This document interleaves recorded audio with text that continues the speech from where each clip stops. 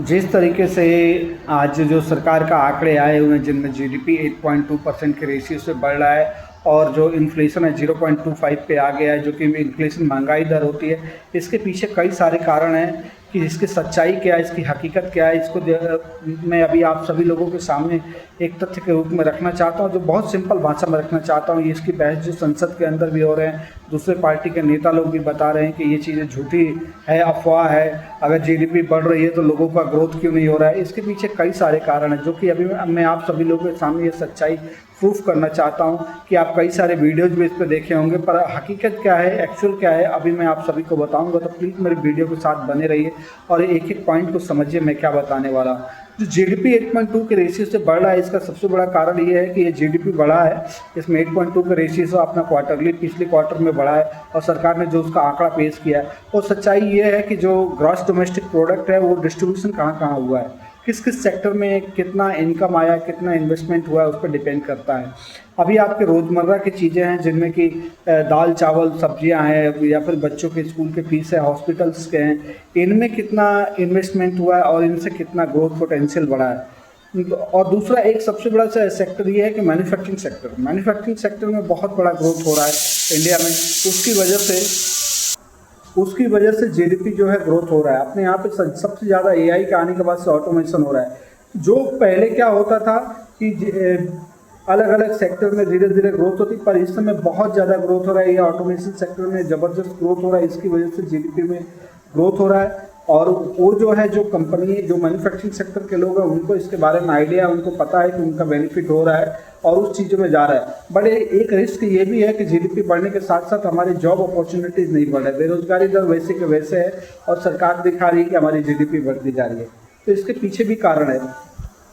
इसके पीछे सबसे बड़ा कारण ये है कि पहले जो होती थी, अगर कोई प्रोडक्ट बनाने के लिए उसमें 10 ऑपरेशन होते थे और 10 मशीन लगती थी, 10 मैन पावर लगते थे, तो उसमें टाइम भी काफ़ी बढ़ता था, वर्कफोर्स भी बढ़ता था और मशीनों का कॉस्ट भी बढ़ता था। जब से ऑटोमेशन आया है तब से क्या है कि जीडीपी में काफ़ी ग्रोथ आया है। और जो 10 मशीनें एक प्रोडक्ट को बनाने में टाइम लेती थी, उसमें 10 घंटा जाता था, वही एक ऑटोमेटेड मशीन जो है सारे ऑपरेशन एक मशीन में हो जा रहा है और एक वर्कफोर्स उसको काम कर रहा है। तो इंडिया ने जो टेक्निकलिटी पे काफ़ी ध्यान दिया है और टेक्निकली वो काफ़ी स्ट्रांग हुई है, बट उसका असर जो है जीडीपी पे पड़ा हुआ है और सरकार को जो डेटा मिल रहा है उसमें वो काफ़ी ग्रोथ दिख रहा है। बट आम इंसान को इससे फ़ायदा नहीं हो रहा है, जॉब ग्रोथ नहीं हो रहा है। आने वाले फ्यूचर में ये चीज़ें और ऑटोमेशन पे जाएंगे और टेक्निकल चीज़ें होंगी, तो उसमें जॉब सेक्टर में काफ़ी कमी आने वाली है, कई सारे लोगों की जॉब्स जाने वाली है। तो बट क्या है कि सरकार ने जो आंकड़े दिखा रहे हैं उसमें सच्चाई है, उसमें कोई दिक्कत नहीं है, ना ही कोई दो राय है।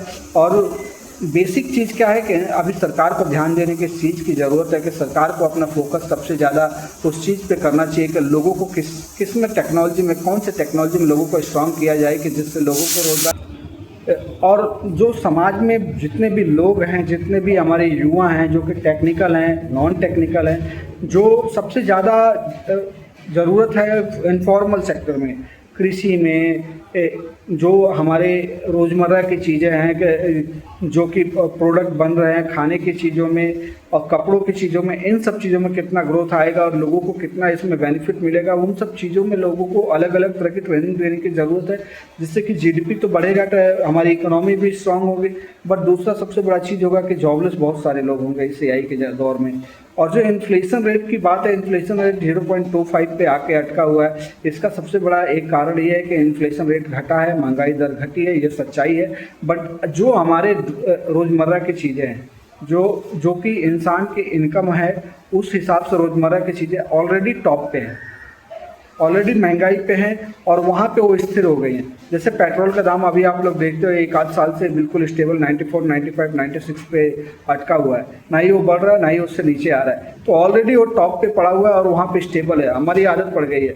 अब उसमें क्या है, तो 10-20 पैसे का इधर उधर होता है तो हमें फ़र्क नहीं पड़ता है, क्योंकि ये इन्फ्लेशन रेशियो है कि जो एवरी ईयर्स जो है ये काउंटिंग होता है। बट आम इंसान की ज़िंदगी पे इससे बहुत कुछ फ़र्क नहीं पड़ रहा है, क्योंकि आम इंसान की ज़िंदगी में जब तक पैसे का इनकम नहीं बढ़ेगा, जब तक उनका रोज़मर्रा की चीज़ें जो है स्टेबल नहीं होगी, तब तक तो प्रॉब्लम रहेगी।